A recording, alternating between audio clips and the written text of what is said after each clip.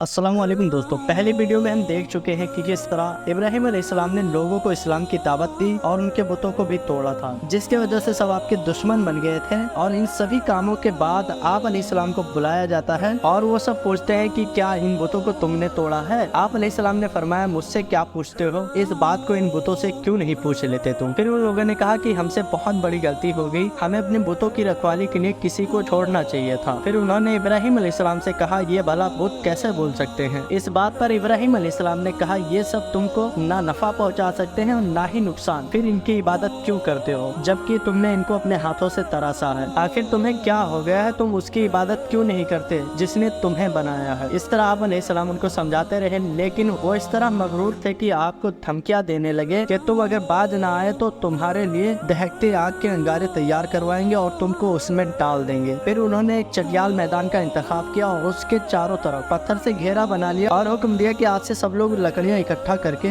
इसमें डालेंगे। सब लोग लकड़ियां उसमें डालने लगे। इतनी लकड़ियां जमा हो गई कि दूर से ऊंची दीवार महसूस होती थी। फिर उसमें आग लगाया गया और जब उसके शोले आसमान से बात करने लगे तब इब्राहिम अलैहिस्सलाम को लाया गया और एक बड़े से गुलेल की मदद से आग को उसमें डाला गया, क्योंकि वो आग इस तरह दहक रही थी कि कोई उसके नजदीक न जा सकता था। और फिर जब आपको आग में डाला गया तो आपने एक कलमात पढ़ा जिसका तर्जुमा ये है, हमारे लिए अल्लाह काफी है और वही बेहतरीन कारसाज है। फिर सूरतुल अंबिया में अल्लाह ताला ने फरमाया, ऐ आग ठंडी हो जा और सलामती वाली हो जा। उन्होंने इब्राहिम का बुरा चाहा तो हमने उन्हें ही नुकसान पाने वाला कर दिया। चुनांचे जब इब्राहिम अलैहिस्सलाम को आग में डाला गया, अल्लाह के हुक्म से आग ठंडी हो गई। उसने इब्राहिम अलैहिस्सलाम के न कपड़े जलाए न जिस्म के किसी हिस्से को नुकसान पहुँचाया, सिर्फ उन रस्सियों को जलाया जिनसे आग को बांधा गया था। और लोग इस इंतजार में थे कि इब्राहिम अलैहिस्सलाम जलकर खाक हो चुके होंगे। फिर देखा कि इब्राहिम अलैहिस्सलाम बड़े नाज से आग में बैठे हुए हैं। कुछ रिवायत में मिलता है कि इब्राहिम अलैहिस्सलाम फरमाया करते थे कि मुझे उन दिनों जो राहत और सुकून था आग से निकलने के बाद कभी ना मिला। फिर आप आग से बाहर निकले, ये देखकर सब हैरान रह गए, लेकिन इतना बड़ा मौजिजा देखकर भी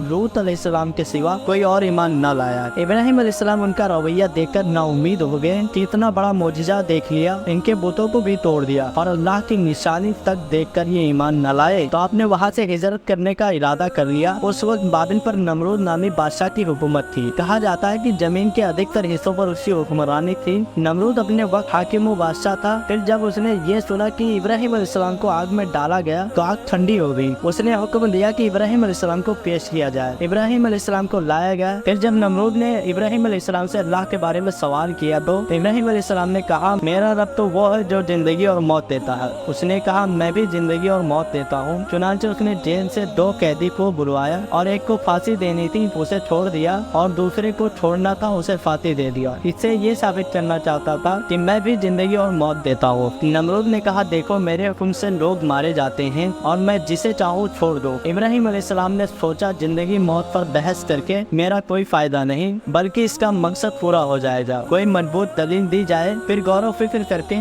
इब्राहिम अलैहिस्सलाम ने कहा, बेशक अल्लाह सूरज को मशरिक से लाता है तो उसको मगरिब से ले आ। इस पर वो काफिर खामोश हो गया और उसका सिर सम से झुक गया। इसको हक व बातिल में फर्क हो गया। अब उसको ये पूछने की जरूरत भी नहीं थी कि तुमको आग ने क्यों नहीं जलाया, वो जान चुका था। फिर इब्राहिम अलैहिस्सलाम से कहा, हम आपको यहाँ नहीं रहने देंगे, आप इस शहर को छोड़कर चले जाएं। इब्राहिम अलैहिस्सलाम ने इराक को खैर आबाद कहा और शाम की तरफ हिजरत कर गए और यहाँ आप हिर्राम नामी बस्ती में रुके। वहीं आपने अपने चचा हर्रान की बेटी सैयदना सारा अलैहिस्सलाम के साथ निकाह कर लिया, जिसके बारे में अल्लाह ताला फरमाता है, और हमने उसे यानी इब्राहिम और लूत को बचाकर उस जमीन में ले आए जिसमें हमने जहां भर की बरकत रखी थी, और आप वहीं रहने लगे। आप लोगों को हर्राम में रहने की दावत देते थे और वहाँ के लोग बुतों की पूजा नहीं करते थे बल्कि सितारों की पूजा करते थे। वो अपने सितारों की पूजा करने रात को निकलते थे क्योंकि वो लोग नजूमी थे। इब्राहिम अलैहिस्सलाम ने इरादा कर लिया कि मैं इन्हें बताऊंगा कि सितारों की इबादत करना बातिल है। फिर आप भी एक रात इनके साथ निकले तो जब आसमान में आपने एक तेज रोशनी वाला सितारा देखा तो कहा, तुम सब इन छोटे सितारों की इबादत क्यों करते हो, वो देखो इनसे ज्यादा चमकदार है तो उसकी इबादत करो तुम। फिर जब वो गुरूब हो गया तो कहा, नहीं ये रब नहीं हो सकता। फिर इब्राहिम अलैहिस्सलाम ने चांद को देखकर कहा, ये तो उन सब सितारों से बड़ा है, तुम इसकी इबादत करो। और जब सुबह हुई चांद ही गुरूब हो गया तो कहा, ये कैसा खुदा है जो गुरूब हो जाए। अगर किसी को दिन में इबादत की हाजत हुई